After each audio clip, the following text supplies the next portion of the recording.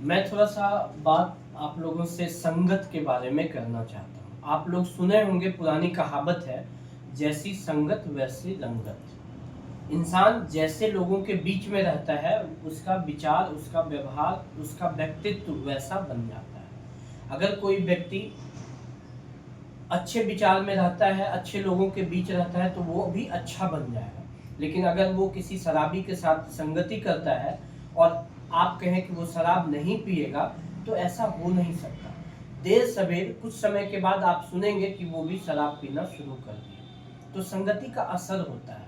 अगर कोई व्यक्ति जुआरी के साथ रहता है, उससे दोस्ती करता है और आप ये समझे कि वो जुआ नहीं खेलेगा, तो कुछ समय के बाद आपको ये सुनने को मिलेगा कि वो भी जुआ खेलना शुरू कर दिया। जैसा संगत होता है वैसा रंगत चढ़ता है। एक छोटा सा एग्जांपल हम पानी का ले रहे हैं। पानी का बूंद, ये पानी का बूंद है, अगर वो मान लीजिए कीचड़ में गिरता है तो ये पानी पानी नहीं रहा, कीचड़ का ही रूप हो गया। यही पानी अगर दूध में गिरा दीजिए तो वो दूध का रूप हो गया, उसका वैल्यू बढ़ गया। यही पानी अगर समुद्र में गिर गया तो समुद्र का ही अंग हो गया। यही पानी अगर कहा जाता है कि अगर कोई स्पेशल जो बूंद है वो अगर सीप के मोती में, सीप के मुंह में गिरे तो वो मोती का रूप ले लेता है, तो उसका वैल्यू और बढ़ जाता है पानी का बूंद वही, लेकिन जैसा संगत करता है वैसा उसका रंगत चढ़ता है। तो संगत से गुण आता भी है और संगत से गुण जाता भी है।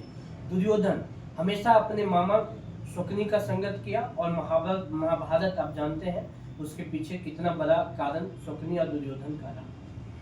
वैसे ही संगत अच्छा गुण भी लेके आता है। अंगुलीमाल एक बहुत बड़ा डाकू था, लेकिन महात्मा बुद्ध के संगत में आया, ज्ञान मिला, उनका संगत किया और वो संत अहिंसक बन गया। तो ऐसा बहुत एग्जाम्पल पड़ा हुआ है। एक छोटा सा एग्जाम्पल हम भी देना चाहेंगे आपको। ये अगर आपसे पूछे क्या लिखा हुआ है, तो कोई कहेगा 13 लिखा हुआ है, कोई कहेगा बीटा लिखा हुआ है, कोई कहेगा बी लिखा हुआ है, लेकिन ये अभी क्लियर नहीं हो रहा है। लेकिन अगर हम आपसे पूछे कि अब क्या है, तो अब आप ये कहेंगे ये पक्का बी है, कहेंगे, आप खुद ही कहेंगे यस। अगर आपसे यही चीज ऐसे लिख के ये मिटा दे और आपको हम कहेंगे ये क्या है, अब ये क्या है, तो आप कहेंगे ये 13 दिख रहा है। ठीक है, अगर यही मिटा दे और आपको हम पूछे अब क्या है, ये अब क्या दिख रहा है, तो ये अल्फा दिख रहा है, तो ये बीटा जैसा दिख रहा है। ठीक है, दिख तो एक ही जैसा रहा है, उसके अगल बगल उसके संगत में जैसा था नंबर या अंक या जो भी अक्षर था, उससे इसका डिसाइड हो रहा था कि ये क्या है। मतलब आपकी पहचान आपके अगल बगल के संगत से होता है। जैसे संगत में रहेगा वैसा आपका व्यक्तित्व बनेगा, वैसा आपका विचार बनेगा और वैसा आपका जीवन बनेगा। इसलिए अपने जीवन को अगर आप अच्छा बनाना चाहते हैं तो हमेशा अच्छे संगत में रहिए।